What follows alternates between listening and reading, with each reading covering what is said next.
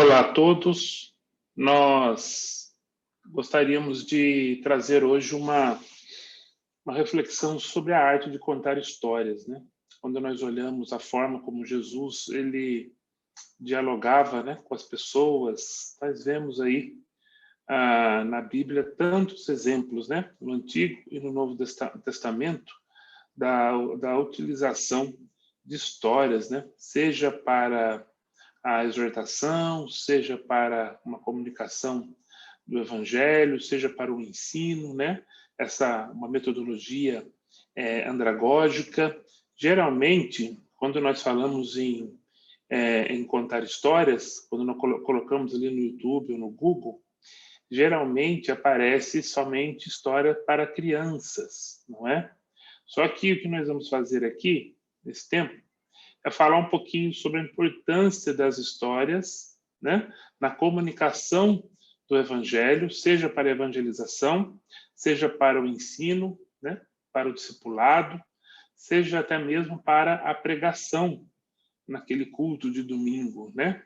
Então é muito importante a gente pensar que histórias têm a ver com grande parte do globo, né, das pessoas do mundo. A gente observa que, e vamos mostrar aqui, que a maioria das pessoas nesse planeta preferem a história, né? Poemas, músicas, formas de orais para a comunicação. A gente vai conversar um pouquinho aí sobre isso, né? No início, eu queria lembrar, né, que nós temos aqui, quando nós olhamos ali em segundo Samuel, eu até quero ver se eu colocar aqui na Bíblia, ler com você, como é interessante essa passagem, porque ela mostra para a gente a importância da oralidade, né? Então, aqui em 2 Samuel, no capítulo 12, né? Você tem aí, deixa eu colocar aqui, mudar o idioma. A gente observa como é importante, né? Como é relevante a comunicação oral, e a Bíblia mostra para a gente aí, ela nos dá alguns exemplos, né? Aqui fala, Natã repreende Davi. Então, o texto, né? Nós conhecemos esse texto, e nós sabemos aí que Davi tinha pecado, e agora Natã vai para repreender Davi. E o texto diz assim, e o Senhor enviou a Davi o profeta Natã. Ao chegar, ele disse a Davi, dois homens, ele começa uma história. Ele chega até Davi e começa a contar uma história. Olha que interessante, né? Dois homens viviam numa cidade. Um era rico e o outro era pobre. O rico possuía muitas ovelhas e bois, mas o pobre nada tinha, senão uma cordeirinha que havia comprado. Ele a criou e ela cresceu com ele e com seus filhos. Ela comia junto dele, bebia do seu copo e até dormia em seus braços. Era como uma filha para ele. Certo dia, um viajante chegou à casa do rico e este não quis pegar uma de suas próprias ovelhas ou de seus bois para preparar-lhe uma refeição. Em vez disso, preparou para o visitante a cordeira que pertencia ao pobre. Então, Davi encheu-se de ira contra o homem e disse a Natã, né? Juro pelo nome do Senhor que o homem que fez isso merece a morte. Deverá pagar 4 vezes o preço da cordeira, porquanto agiu sem misericórdia. Você é esse homem, disse Natã a Davi. E aí ele continua. Natã, ele conecta com Davi, contando essa história do rico e do pobre. E logo Davi compreendeu perfeitamente o que estava acontecendo na história. De forma tão simples a comunicação, uma mensagem que foi simples, uma mensagem que foi de fácil compreensão para Davi, e logo Davi entendeu que estava injusto tudo aquilo, né? E ele traz a pena dentro como interpretação da história. E aí Natã fala, então, você é esse homem. Olha que interessante, naquele contexto daquela cultura, como foi a forma como Natan usa para comunicar, ao invés de ser orientado uma coisa muito rápida, indireta, você fez isso, isso, isso, isso, ele chega e conta uma história. Então, isso é interessante, porque quando nós caminhamos por esse mundo, né, hoje existe o fenômeno de pessoas que deslocam de todos os lugares para todos os lugares. Nas grandes cidades, nós encontramos pessoas do interior que migraram, refugiados, nós temos os desafios das cidades. Então, grande parte das pessoas que estão ao nosso redor hoje está bem misturado, né? Essa pluralidade de culturas e também de religião. Grande parte dessas pessoas, elas preferem histórias, mesmo sabendo ler, sabendo escrever. Então, a gente vai falar um pouquinho sobre isso, mas aqui é um texto para a gente lembrar. Um outro texto que eu queria lembrar também é quando, na parábola do bom samaritano, quando Jesus, ele, conversando com o doutor da lei, o doutor da lei pergunta a ele quem é o próximo, né? Então, Jesus ali, dentro de uma cultura coletiva, de relacionamento, de oralidade, ele diz assim, um homem saiu de Jerusalém para Jericó. E ele conta essa história, né? Ele conta a parábola do bom samaritano. E no final, ele não deu a resposta que no Ocidente, ou numa cultura americana ou europeia, né? Sim, não, talvez, vou definir para você, ponto número 1, ponto número 2. Ele conta a história e depois ele diz para o doutor da lei, desses aí que passaram ali na estrada, qual foi o que teve de misericórdia para com o homem que estava quase morto. E aí, o doutor da lei, ele diz, foi o samaritano, né? Então você vai e faz o mesmo. Você entendeu a mensagem? Olha que interessante. Ele não disse claramente, então a comunicação não precisa ser sim, sim, não, não, preto, branco. Ele conta uma história e depois, ao contar a história, para perceber que o samaritano, que o doutor da lei tinha compreendido a história, ele fez o quê? Ele fez uma pergunta. Olha que interessante. Aí a gente já começa a entender que as histórias podem ser simples, podem ser de fácil compreensão, não precisa ter aquele crentez ou palavras tão coisas assim, e nós de fácil reprodução, para que a pessoa que aprendeu aquela mensagem possa também reproduzir para outros, né? Para que o evangelho ele tenha ecos, né? Outras pessoas também possam ouvir. Mas aí o interessante é que ele compreendeu e Jesus ele teve certeza que ele compreendeu. Jesus fez uma pergunta simples: qual deles? Né? Interpretação, né? Igual a gente estudava na escola, interpretação de texto. Aí ele fez na oralidade, né? A interpretação da história. Qual que teve de misericórdia? Olha que interessante que ao contar a história você pode fazer perguntas, né? Para verificar se a pessoa compreendeu, se ela achou alguma coisa difícil, né? É o que a gente vai estar falando aqui nesse tempo, né? Bom, quando a gente fala de história, é importante que nós vivemos na China por muito tempo, né? Temos contato com China, temos um apreço muito grande pelo povo chinês, né? Seja dentro da China, fora da China. E existe uma estrutura oral, né, que é muito usada na conversação, que são como se fossem expressões idiomáticas, que é chamado de Jiangyi. O Jiangyi seriam 4 caracteres, como vocês estão vendo aí, e esses 4 caracteres monta uma expressão idiomática. E aí, no dia a dia do povo chinês, as pessoas usam muito essas estruturas para dizer alguma coisa. Então, essa é Zixiang Maodun, Zixiang Maodun, Zixiang Maodun, né? Então, vamos explicar um pouquinho aí o que significa essa expressão e por que a gente separou esse Jiangyi para falar com vocês aqui. Basicamente, vou tentar trazer uma ideia mais contemporânea aqui. Um homem estava, né, num certo reino da China, né? E um homem ele estava passando por um local e alguém estava vendendo uma espada, né? Mao estava vendendo uma espada. E essa espada era uma espada super poderosa, uma espada que era a melhor espada do reino. E aquele homem olhou e achou interessante, né?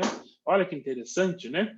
Reino contra reinos, batalhas, meu sonho é poder ter uma espada dessa. Um outro dia, esse homem passa com seu animalzinho também ali e tal, e ele vê que o homem está vendendo agora o Dun, o escudo. Então, num dia ele vendeu o mal, que é a espada, no outro dia o homem está vendendo o Dun. E aquele senhor que passa ali vê que aquele escudo, né, ele está oferecendo, o vendedor está dizendo que aquele escudo é o melhor escudo do reino. Então, nada consegue passar aquele escudo ou vencer aquele escudo. E aí, no outro dia, ele passa ali, mas ele passa com uma questão. Por que a melhor espada e depois o melhor escudo? E aí, como fica numa batalha dessa, né? Onde você tem no reino a melhor espada e o melhor escudo, né? Quem que vence? E aí a história termina aí. Porque a melhor espada, o mal, e o Dun, o escudo. Então, existe uma palavra em chinês chamada Mao Dun, que é essa palavrinha aqui, ó, Mao Dun. Quando se junta o Mao e o Dun, é contradição, porque a história entrou em contradição. Então, olha que interessante, a terminologia e a carga que vem atrás da terminologia, né? Como é importante. Então, essa expressão Zixiang Mao Dun significa entrar em contradição. Então, a pessoa fala uma coisa, depois ela fala outra, ela entrou em contradição. Então, imaginem só que nós podemos usar, né, essa história, essa expressão, num contexto chinês para conversar com pessoas quando houver contradições, né? E também até mesmo num discipulado ou no ensino da palavra de Deus, aonde não pode ter contradição. A palavra de Deus não tem contradição, né? A palavra do cristão tem que ser sim, sim, não, não. Não pode ser Mao-dun, não pode haver Mao-dun, não pode ser Zixiang Mao-dun. Então, olha só que interessante, né? E existem outras, né? Existem milhares e milhares de expressões de Changyi como essas, né? Então, esse é um exemplo também da importância da oralidade. As culturas, elas têm as suas histórias. Por isso que eu digo que é importante, quando você chega no novo local, você ter essa observação do aprendizado da língua, mas também esse aprendizado da língua sempre traz coisas poéticas, expressões idiomáticas, histórias, contos, não é? Poesia. Então, toda essa parte, ela traz uma carga de conhecimento. Então, explorar esses elementos, a gente cresce bastante e compreende bem a mentalidade das pessoas. E se nós queremos comunicar as boas novas do Evangelho, esse é um caminho muito interessante, principalmente em culturas milenares, né? Em culturas bem antigas, em que você tem enraizado muita coisa relacionada a coisas como esse, por exemplo, o Changyi, que vocês viram aí, né?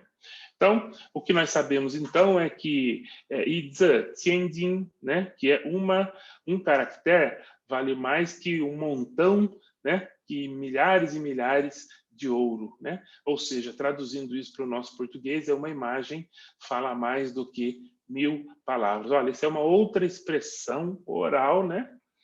Usada e que traz uma aplicação, né? Que uma imagem fala mais do que 1000 palavras, né? E aí você pode também usar isso como aplicação. Então, vamos aí. Então, em muitas culturas, por exemplo, né, eu peguei aqui, no caso da Tailândia, o estilo do jornal tailandês, uma vez que o povo tailandês é extremamente relacional, é extremamente de uma cultura oral, então imagens, desenhos, às vezes é muito melhor colocar coisas assim do que textos gigantes, né, para que eles entendam. E também as pessoas que vêm do interior, pessoas que vêm para as cidades grandes, né, como Bangkok, como Chiang Mai e outros lugares ali na Tailândia. Então, são pessoas que vêm de contextos de oralidade, em que as imagens também contam histórias, não é? Então, um outro exemplo que nós podíamos falar aí é da literatura de cordel. Eu me lembro que nós estávamos ensinando num curso de pós-graduação em Recife e um dos estudantes era da Academia de Caruaru, né? De literatura de cordel. E na conversa nós estávamos falando sobre formas de evangelismo, formas de comunicar o evangelho. E aí é interessante que quando você pega o mapa de Pernambuco, você vai ver que você tem Recife, que está no litoral, e depois lá no oposto você tem o sertão. E aí você observa que as diferenças culturais são grandes dentro de um estado pequeno, né? Onde a forma de comunicação do sertanejo é o quê? É oral, é literatura de cordel, são histórias, né? Sentar para tomar café, o tempo não é tão importante, as pessoas são mais importantes do que as tarefas, não é? Então, o elemento do chapéu de couro, da sandália, então são tantas observações, tantas riquezas na expressão, né? Existem até no caso lá do Ceará, tem até um dicionário, né, de cearês. Então, olha que as riquezas da cultura, né? E agora é importante novamente frisar que as pessoas estão se deslocando de todos os lugares para todos os lugares. Então, a cada dia que passa, você tem na cidade, você tem, por exemplo, eu vou mencionar São Paulo. Você tem muitas pessoas do Nordeste, você tem muitas pessoas de outros países, você tem refugiados, você tem pessoas que saíram do interior de São Paulo, uma cultura também mais relacional e não tão individualista como a cultura do paulistano. Então, olha que interessante, né? Pensando numa plantação de igreja, num contexto de São Paulo, olha que interessante, como é diferente quando você vai para o interior de São Paulo, né? E a mesma coisa acontece com outros locais no país e no mundo, né? Então, a literatura de cordel, ela é interessante porque ela trabalha muito essa ideia da imagem e também o áudio, né? A forma o repentista, né? Olha as culturas, a oralidade, como é importante. Na minha região, o Vale do Paraíba, aqui no estado de São Paulo, você tem aqui o sítio do Pica-Pau Amarelo. O Monteiro Lobato, ele se comunicava muito através das histórias folclóricas, dos causos. Né? Então, conhecer os causos locais, o folclore local, a forma que as populações ribeirinhas, os pescadores contam as histórias, como que as expressões que eles usam, não só as expressões faladas, mas a expressão corporal, são elementos que nós vamos observando e nós podemos usar as histórias da Bíblia para, dentro dos moldes culturais, para que a gente possa comunicar um evangelho com pouco ruído, né? Um exemplo aqui que nós temos, né? Isso aqui é uma reunião, né? São dois contextos cristãos, ok? Um é no deserto do Saara e outro é numa sala de aula numa cidade dos Estados Unidos. Olha que interessante. São irmãos em Cristo, porém, os contextos são diferentes. Uma cultura do deserto, uma cultura norte-africana, relacional, aonde o que eu faço afeta todos. E aí eu estou agora num formato que é um formato que para o americano é o formato ideal, em que as pessoas estão sentadas com seus computadores, alguém fala e todo mundo presta atenção e depois faz pergunta no final. Uma forma, uma metodologia, um ambiente, tudo diferente, né? A forma de sentar, a posição de sentar. Observe só que ali o povo está em círculo, né? Todo mundo olha para todo mundo, né? Senta-se no chão, né? Participa ali, tem um momento do ensino da palavra de Deus, depois que termina ali, as pessoas comem, a importância da comida no final do evento. Olha como é interessante, né? Ali você conta histórias, no norte da África prevalecem as histórias, as pessoas não têm uma mentalidade sistemática. Né? Então, as pessoas trabalham com a história, as pessoas contam seus testemunhos através de histórias ou música. Interessante, né? O rádio, importante a presença do rádio. Então, quando a gente fala em ensinar a Bíblia num contexto africano, num contexto de coletividade, nós estamos falando que nós precisamos, talvez, trabalhar com o oral. Talvez a Bíblia escrita não faça tanto sentido, até porque alguns nem consigam ler, mas a Bíblia, na língua deles, sendo narrada, né? Oral, então você pode ter um rádio, você pode ter um aparelhinho, que eles possam estudar a Bíblia e estudos bíblicos na forma de oralidade, num contexto, né, com os exemplos do deserto, né, com a metodologia, um formato, e aí você vê. Então, por que isso é importante? Porque se nós queremos ser efetivos na comunicação do Evangelho, não adianta nós sairmos desse ambiente ocidental, sairmos dos Estados Unidos, do Brasil, do Ocidente, da Europa, e vamos, por exemplo, para comunicar o Evangelho para pessoas que vêm de contextos, né, de extrema oralidade. Então, olha para você ver como o ruído, né? Você vai ter tanto ruído, você vai falar, falar, falar, mas muita coisa não vai fazer sentido para aquela pessoa. Como as pessoas estão em todos os lugares hoje, então você vai ter encontro com pessoas extremamente coletivas, que gostam de histórias, que gostam de estar junto, chamar para um café, fazer um discipulado em algumas culturas, fazer pequeno grupo, fazer sem ter comida, é um negócio que parece que não tem lógica, parece comer algo sem tempero, né? Então, olha que interessante essas percepções. Olha só, quando nós olhamos aí, então existem a comunicação oral e não oral, né?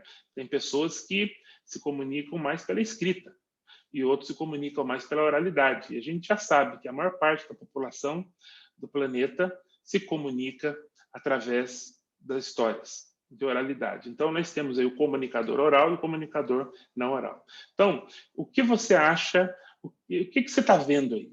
Né? Eu já sei a resposta, claro, mas eu estou vendo aí o quê? Eu estou vendo um círculo, um quadrado e um triângulo. Eu estou vendo, então, 3 figuras geométricas, né? Então, o comunicador não oral, ele vai olhar para essas ideias e vai ver realmente o quê? O que eu vi. Um círculo, um quadrado e um triângulo. Mas pessoas que vêm de contextos orais, ele olhe os padrões geométricos e entenda que as figuras se assemelham a um prato, a uma caixinha e uma casinha. Olha então a percepção. A mesma figura traz uma outra compreensão. Então, nós estamos falando de comunicação da mensagem do Evangelho. Então, se você vem de um contexto não oral para comunicar algo em um contexto oral, se você não fizer o ajuste, vai ter ruído. Você está achando que ele está pensando que é um quadrado, que é um triângulo e um círculo, e ele não está entendendo desse jeito. Ele está entendendo que o que você está falando é um prato, uma caixa e uma casa. Né? Aqui, por exemplo, né, qual destes elementos não pertencem a esse conjunto? Bom, o que nós temos aí? Nós temos 3 ferramentas. Não sei, talvez o que não pertence aí é a madeira, porque você tem 3 ferramentas e você tem aí a madeira, né? Então, pode ser que os comunicadores não orais entendam dessa forma que eu falei. O grupo de ferramentas é um pensamento conceitual, né? Conceitual, aliás, né? De conceito. Né? A ideia aí é conceito. E os comunicadores orais, aí, o martelo não pertence ao grupo. Por quê? Porque o martelo não tem nada a ver. O machado eu corto a madeira e o serrote eu serro a madeira. Então, quem está de fora aí é o martelo. Então, os comunicadores orais, eles interpretam diferentes dos comunicadores não orais. Então, aí a gente entender. Né? Aí, qual deles que não pertence, né? Então, você tem aí então, a faca, um prato, uma xícara e laranja. Então, eu tenho 3 elementos da mesa e tem a laranja. Para mim, a laranja não pertence, né? Mas aí, quando a gente vai ver, novamente, né? Dentro desse pensamento conceitual, a gente vai classificar dessa maneira. São 3 elementos de mesa, então eu excluo quem? Eu excluo a laranja. Mas os comunicadores orais já pensam diferente. Ele vai observar que né? E ele pensa assim, né? Um homem sábio responde que a xícara não pertence. Já imaginou alguém um dia imaginar que a laranja não pertence? Que idiotice! Né? É óbvio que a xícara não pertence. Então, será que o óbvio é óbvio realmente? Então, na cabeça do comunicador oral, a xícara não pertence. Por quê? Porque com a laranja, a faca eu corto a laranja e a laranja e a casca a gente deixa aí no prato, né? Então, olha que interessante essa ideia dos pensamentos conceituais. Então, olha essa diferença de quem vem de um contexto não oral para um contexto oral, né? E a gente já parou para pensar quantos erros nós não temos cometido na evangelização, na escola bíblica dominical, na pregação, no discipulado, na plantação de igreja, achando que estamos falando uma coisa, mas o ambiente, a cultura, isso não estou falando de país para país, não. Isso acontece, às vezes, na própria cidade. Às vezes, uma linha do trem divide uma região oral e uma região não tão oral, né? Então, temos que estar abertos a esse aprendizado. Agora, eu gostaria de fazer aqui mostrar três situações interessantes, algumas situações interessantes. A primeira é a história do Magdi. O Magdi, ele era agricultor, mas agora mora na cidade. Trabalha como diarista, vendendo frutas e coletando lixo. Ele e sua esposa, a Rajá, têm 2 meninos e uma menina. O Magdi nunca foi para a escola.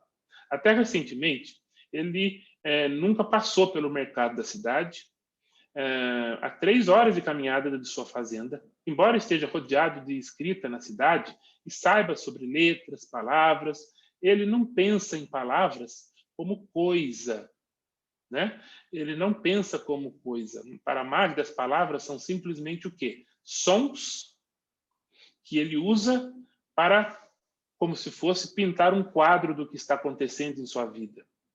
Não ocorreria a ele pegar uma única palavra e considerar a definição daquela palavra, porque o significado para ele é moldado pelo contexto da sua comunicação.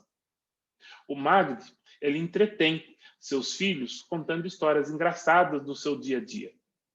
Mas assim que ele termina de falar, de contar essas histórias elas vão embora, né? Acabou de contar, elas desaparecem.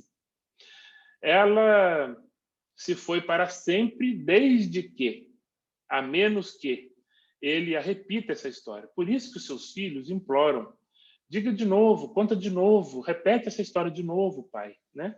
E elas contam aos amigos no dia seguinte, elas reproduzem essas histórias que o pai conta. A mulher também escuta, então tem algo novo para contar para as vizinhas, quando vai parar para tomar o chá. Como analfabetos, o Magdi e sua esposa são comunicadores orais, por necessidade. Sua vida é baseada no que aprende por meio de histórias, anedotas, provérbios, canções e experiências práticas. Essa é a história do Magdi, que ele é o quê? Ele, como analfabeto, aprende, ele é um comunicador oral por necessidade.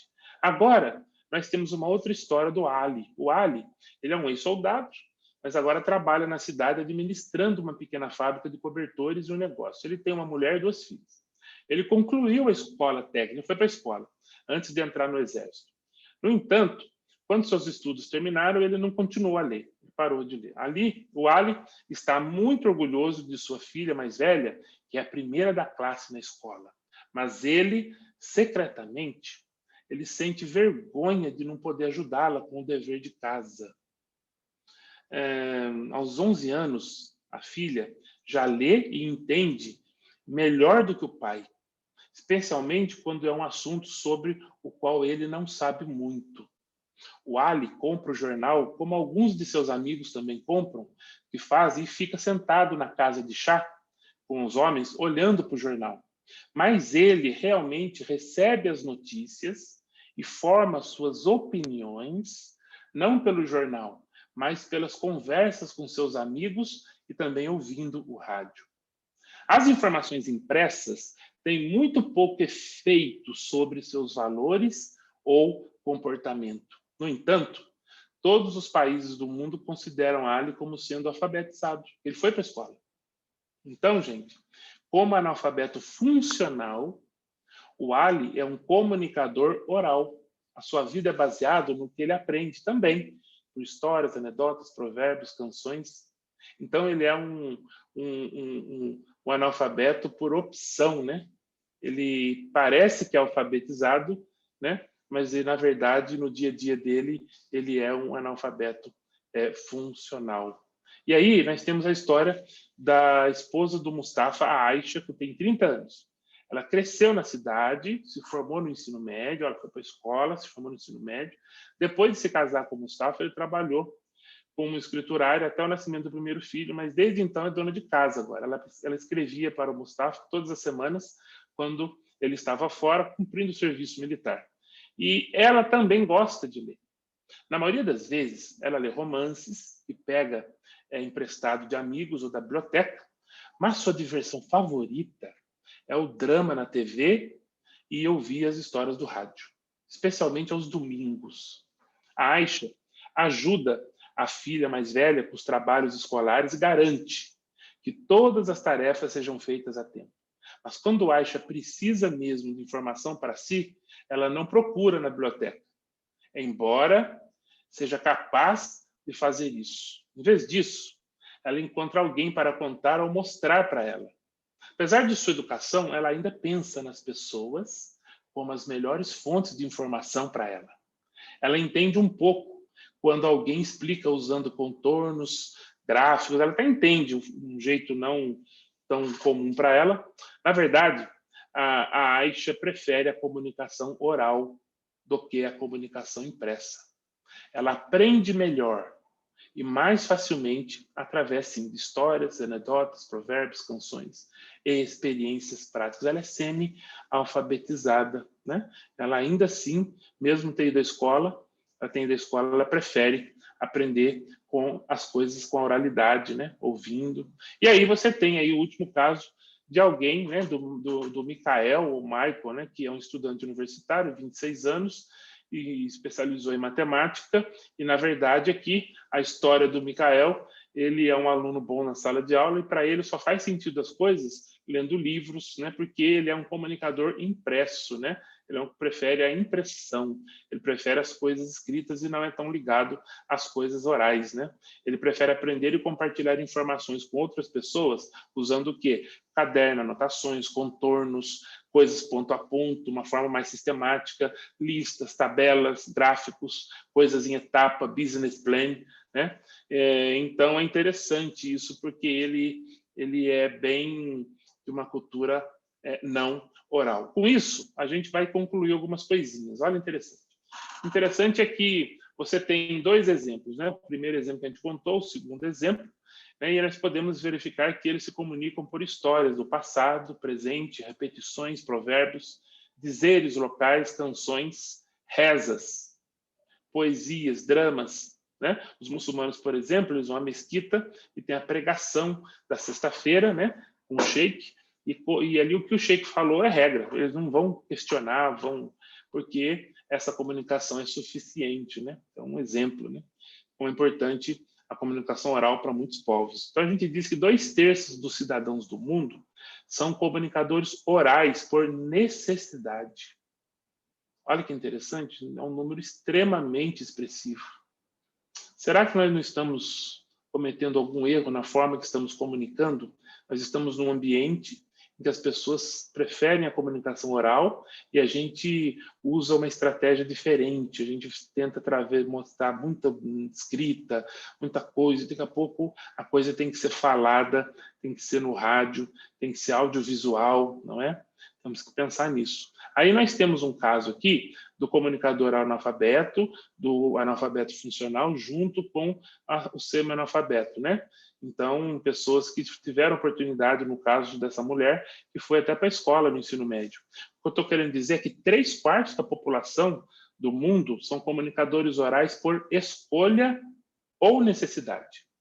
Ou por escolha ou por necessidade. No caso dessa terceira aqui, dessa mulher, quando nós contamos a história dela, ela é o que? Ela é comunicadora oral por escolha. Já os casos, o primeiro e o segundo caso, é mais necessidade, né? Então, 3/4 dos cidadãos do mundo são comunicadores orais, sim, seja por escolha ou por necessidade. E, por último, você vai ver que apenas 1/4 da população é totalmente comunicador não oral. Prefere somente coisas escritas, e-mails, tal. O que eu quero dizer para você é que a maior parte da população prefere, sim, comunicador oral. Diante disso, a forma que eu prego, a forma com que eu ensino, a forma como eu comunico, né? Precisa ser repensado, precisa ser para um público que é comunicador oral, né? Então não adianta só entregar folhetinho, não adianta só dar Bíblia, talvez uma história bem contada, um bate-papo, gerar uma situação de um desenvolvimento comunitário cristão, né, para ajudar com a água, ou com situação de poluição, ou situações agrícolas, ou ensino de reforço, né, na educação, ensino de línguas, estar com as pessoas, né? E aí você tem a oportunidade de retornar, retorna, conversa, e na conversa do dia a dia, você conta as histórias bíblicas, né? Então, é isso que 50% ou mais da população do mundo são comunicadores oral por necessidade. né? 70% da população do mundo prefere a comunicação oral, seja por necessidade ou seja por preferência, né? E apenas 20 a 30% realmente são comunicadores não orais e preferem a comunicação através somente da literatura. Então você vê que o que está em vermelho, né? Às vezes nós usamos as estratégias de literatura e achando que nós vamos ter um efeito, um resultado para todos. Pelo contrário, somente 1/4 da população pertence ao grupo de comunicadores não orais, né? Então, que a gente aprenda com isso. Aí eu queria, né, indo para o final, 2 considerações. Primeira é que os comunicadores orais podem aprender tão bem quanto as pessoas alfabetizadas. Então, não subestime as pessoas que estão no deserto ali sentado e que você acha que essas pessoas não vão aprender a palavra de Deus, que você não possa ensinar teologia dentro do contexto, que você não pode ensinar coisas porque acha que eles não serão capazes. Cuidado com isso. Talvez a forma de comunicação que você está usando está distorcida. Sua capacidade de aprender é tão boa quanto a de um alfabetizado. Sua memória é superior à memória da média das pessoas alfabetizadas. Essas pessoas geralmente têm memória muito boa. O problema não é o aprendizado, mas o formato de apresentação por meio do qual as informações chegam.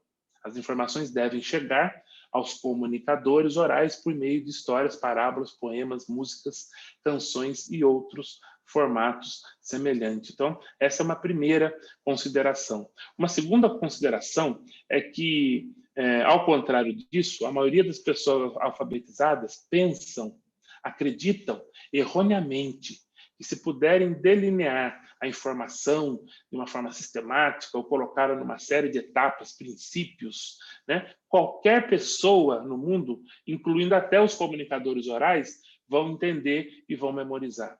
Olha que erro grave que nós podemos cometer, né? As formas orais de comunicação podem alcançar todos, em todas as sociedades, enquanto que os meios não orais podem ser limitados a um pequeno grupo de pessoas. Então, lembra disso, né? E uma outra coisa importante, as formas orais de comunicação, isso eu já falei, né? Que isso aí pode realmente ser um erro danado, grave aí, né? E a gente entender que o meio oral, ele realmente atende a maior parte da população do mundo, né? Então, é importante a gente ter também em mente, né, que os obreiros missionários ocidentais, olha que interessante aí, os obreiros missionários ocidentais amplamente alfabetizados, que servem em outras culturas, muitas vezes não se sentem confortáveis trabalhando apenas com meios orais. Não, vai ser do meu jeito. Vou dar um livro, ele lê, vou dar um artigo, ele lê, depois a gente discute, vou fazer tal coisa, porque sempre deu certo, onde eu vivo sempre foi assim. Olha quantas pessoas que eu já levei para Jesus, olha quantas pessoas que eu batizei, olha quantas igrejas que eu já plantei. Cuidado. Normalmente, eles acham que a melhor abordagem para a comunicação é por meio de formas escritas e alfabetizadas. Pronto. Acho que é só assim, né? Redução da linguagem em escritos, traduções impressas, vindo da tradição oral, o que é oral se escreve, vai piorando a situação, né? A Bíblia impressa, né? E não a Bíblia ouvida, né? Embora essas abordagens possam ser recomendadas e valiosas, ok? Ele está falando que tem que abandonar. As práticas orais existentes e as formas locais de comunicação, conheço o contexto, né? São frequentemente negligenciadas. Então, nós, como obreiros, nós negligenciamos ou ignoramos as formas melhores da comunicação em contextos de comunicação oral. Esse tem sido um problema nosso e dos ocidentais quando nós comunicamos com pessoas de outros lugares. O que eu quero dizer para você é que existem muitos imigrantes, né, que vieram do Oriente, né? Hoje o Ocidente tem muitos chineses têm chegado ao Ocidente, né? Muitos refugiados, muitos imigrantes árabes, não árabes, muçulmanos, né? Essas pessoas vêm de comunidades de comunicação oral. Então, nós temos que tomar cuidado com a forma que a gente quer aproximar. a gente vai se aproximar dessas pessoas. Temos que usar essas ferramentas aí e essas abordagens aí. Então, de uma forma geral, algumas dicas aí, né? Eu me lembro quando, né? Começa a contar a história, né? Isso atrai a atenção das pessoas. Compartilhar histórias, né? Separa um grupo de histórias bíblicas, é importante para você sempre estar aí, memorizar essas histórias, mitos, lendas, histórias que focam em valores. Você estuda essas histórias, né? Você adapta para você contar as histórias bíblicas. Por exemplo, né? Uma tribo no norte da África, as mulheres, elas memorizam as histórias bíblicas para recontar na forma de narrativa cantada. Elas aprendem as histórias da Bíblia e contam para as outras pessoas numa forma cantada. A importância da música, né, para contar uma história, né? Então, o ouvido é o órgão primário na recepção da tradição oral, ao invés dos olhos, né? Os olhos mais usados aí para uma comunicação não oral, né? A repetição, gente, a repetição, ela é parte da cultura de povos que predomina a comunicação oral. Às vezes, você vê lá na África, os louvores, ou em outras partes da Ásia também, que as pessoas, nos louvores, o conteúdo da letra é pequeno, e eles repetem o refrão, às vezes 15, 20 minutos, parece até estranho, né? Mas não, isso é parte da realidade, né? Isso reforça, consolida a transmissão da mensagem. Então, até mesmo quando nós pensamos em louvor, olha só como isso também é importante, né? A repetição faz parte das características, né, de comunicadores orais. Para um comunicador não oral, tudo isso de repetição, essas coisas, pode parecer chato e pouco eficiente. Mas para os comunicadores orais é o tempero da vida e a essência para conectar e transmitir as coisas do passado. Histórias bíblicas, explorar as histórias bíblicas, uma boa história, né? Ou uma literatura de cordel, uma cantoria, uma música, né? É poderosíssimo para o ensino, né? Da palavra de Deus, os princípios bíblicos, né? Então, vamos explorar, vamos quebrar esse paradigma, né? Antigamente, o entretenimento e relaxamento das famílias e grupos de pessoas era ao redor da mesa, as pessoas cantavam música, as pessoas contavam causos. Ainda é muito comum nas pessoas que vêm, né, desses contextos de relacionamentos, né, ao redor da mesa. Isso a gente sabe que a África, a Ásia, a América Latina, as pessoas que vêm desses lugares, são oriundas desses lugares, preferem esse tipo de relacionamento, né? Objetos visuais são importantes, né? Canções, músicas, explorar tudo isso, as escolas, a história bíblica. A história não pode ter crentez, né? Em termos difíceis de entender, tem que ser uma história curta, uma história simples também, facilita a forma de contar a história bíblica, né? Porque é fácil para guardar na cabeça, a pessoa vai guardar, é fácil também dele poder reproduzir, né? E vai reduzir os ruídos culturais, né? Então, as palavras que você vai escolher, não precisa falar Naim, Cafarnaum, as pessoas não sabem. Uma pequena cidade, ou Jesus foi para uma cidade, né? Então, isso é importante. Quando você conta a história, é importante você perguntar para a pessoa, né? Lembra da parábola do bom samaritano? Jesus, ele pergunta, qual dos três teve de misericórdia, né? Então, ele pergunta para ter certeza que a pessoa entendeu bem. Então, a gente precisa também questionar para ver se a pessoa também... E motivar, né? A pessoa a recontar essa história para outras pessoas, né? Eu louvo a Deus porque nós fizemos muito isso nos locais que nós servimos e nós vimos resultados muito rápidos. Depois de um discipulado, toda a caminhada, nós vimos a força de você estar numa cultura oral e usar estratégias de comunicação em contextos orais, né? Então, algumas sugestões aí para a gente implementar, né? Pesquisar e registrar histórias contadas por crianças e adultos, estudar mitos, lendas, os heróis locais, qualquer ponto que traz um insight positivo para aqueles grupos de pessoas, né? Achar exemplos e potentes ilustrações na cultura que possa ser usado para clarear os elementos chaves para a apresentação do Evangelho, né? Criar um banco de dados de histórias bíblicas para você compartilhar. Isso é papel do informante local. A gente aprende muito esses contextos e essa coleta quando nós observamos alguém na cultura e caminhamos com essa pessoa, seja ela cristã ou não, para que ela possa ser o informante. Você vai conversar com ela, vai gerar amizade e ela vai informar um monte de coisa da cultura. coisas que você está vendo e coisas que está acontecendo que você não está vendo.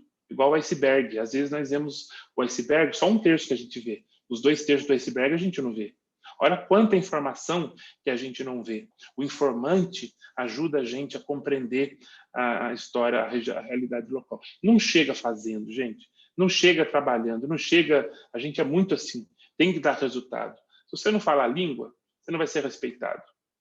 Se você não entender a cultura, você vai cometer gafes. Você vai gerar tantos ruídos que quando você for apresentar a palavra de Deus, não tem crédito nenhum o que sai da sua boca, né?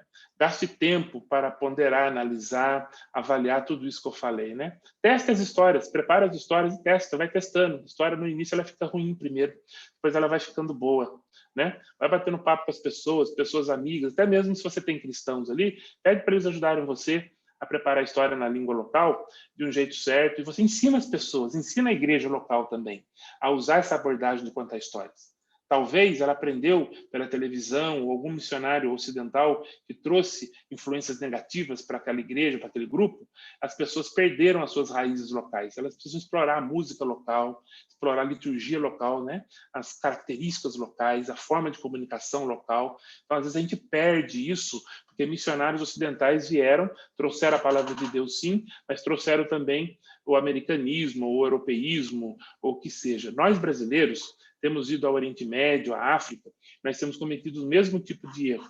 Nós não estamos observando os aspectos culturais e achamos que não, isso não é de Deus, isso aí não sei o quê. Então, vamos tomar cuidado com isso, né? Então, através das histórias, né, a gente tem visto aí a importância de nós adaptarmos, né, as nossas coisas, né, os materiais nossos aqui. Então, assim, o que eu queria compartilhar mesmo com vocês é isso, basicamente isso, encorajar você, por exemplo, a contar essa história, da história do paralítico, né? Lá em Marcos, capítulo 2, de 1 e 12, de 1 a 12. Então, eu vou aqui, ó, só como um teste aqui para vocês, eu vou contar essa história, eu vou contar, é óbvio que não é uma ciência exata, a gente vai melhorando a história e vai mudando as estruturas, vamos ver, conversa com os amigos, aí daqui a pouco, na 10ª vez que você vai contar a história fica muito boa, né? Então, eu vou cronometrar aqui mais ou menos, só para ter uma ideia, e mostrar, ver aqui, vamos ver aqui mais ou menos, né? Eu queria contar uma história para você, já que você falou isso aí, eu queria contar uma história para você. Eu lembrei de uma história que, certa vez, Jesus, ele foi estava numa cidadezinha, e ele estava ali, trazendo as mensagens, e as pessoas, elas amontoavam ao redor dele, né? Ele estava numa casa, e juntou um monte de gente. Só que tem um paralítico, né? Que não tinha jeito de chegar lá, e ele ficou sabendo que Jesus estava lá. O coração dele mexeu. E aí, os amigos dele, né? Legal essa coletividade. Os amigos dele pegaram e levaram ele para lá porque ele tinha esse desejo de ouvir as mensagens de Jesus. Só que o que aconteceu? Chegando lá, tinha muita gente, não tinha jeito de passar com a maca, e o único jeito que teve foi tirar, colocar ele por cima. Então, esse homem, ele entra por cima da casa. Quando vai descendo, Jesus vê de forma diferente. Ele viu e disse, olha, os seus pecados estão perdoados. No meio daquela montoeira de gente, seus pecados estão perdoados. Interessante que tinha algumas pessoas ali que não ia muito com Jesus, estava ali tentando colocar Jesus, né, colocar uma situação para Jesus, para tentar incriminar Jesus por alguma coisa, e eles pensaram, quem é esse homem para achar que perdoa pecado? Ele é Deus, por acaso? Jesus, ele sabia o que as pessoas estavam pensando e disse, o que vocês acham que é mais fácil para mim? Dizer para ele, os seus pecados estão perdoados? Ou levanta e anda? Para vocês saberem que o Filho do Homem tem poder para perdoar pecados, eu vou dizer para ele, paralítico, levanta e anda. Naquele momento, instantaneamente, o paralítico levantou, pegou a maca dele. Ele veio carregado e voltou carregando a maca, né? Aí as pessoas ficaram de boca aberta, dizendo, olha, nós não vimos nada parecido com isso até agora aqui. Então foi 1 minuto e 55 segundos, em que a gente conta uma história que ela tem que ser simples, sem muito crentez, de fácil compreensão. E aí eu poderia perguntar para você, né? Você entendeu a história? Né? Entendeu mesmo? Né? O que você achou legal da história? Né? O que você entendeu da história? Você poderia contar de novo para mim? Você observou que Jesus ele tem poder para perdoar pecados, sim, e ele também tem poder para curar. Ele é mais que profeta, ele é especial, né? Ele tem poder, ele é o Salvador, né? Então, conta para mim essa história, né? E pensa um pouquinho nessa história. A gente pode outro dia marcar um tempo para a gente conversar um pouco mais, e tem muitas histórias maravilhosas para contar. Então, esse é um exemplo, gente, que a gente tem aí, que nós podemos usar. Usa as histórias do Antigo Testamento, histórias bonitas que tem no Antigo Testamento, né? Abraão, quando foi sacrificar seu filho, o erro, o pecado de Adão e Eva, em que Deus ao encontro, né? A história de Moisés, né? Que tem ali o sangue nos umbrais da porta. São histórias que direcionam ao sacrifício, né? Para que as pessoas possam compreender quem é Jesus. Então, através do Antigo Testamento, dessas histórias que você tem a presença do sacrifício, você pode explicar lá na frente, depois com uma outra história, do Jesus, né, que é o Cordeiro de Deus que tira o pecado, né? E as pessoas podem compreender melhor quem é Jesus, né, e por que ele morre na cruz, né? Então, a importância do Cordeiro que foi morto, né, sem pecado, não é?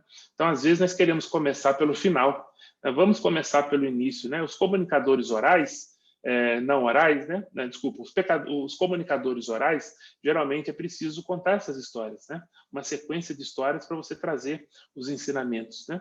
E automaticamente a gente sabe que o Espírito Santo, nós não estamos sozinhos nesse trabalho. O Espírito Santo, ele está aí para convencer o homem do pecado, da justiça e do juízo.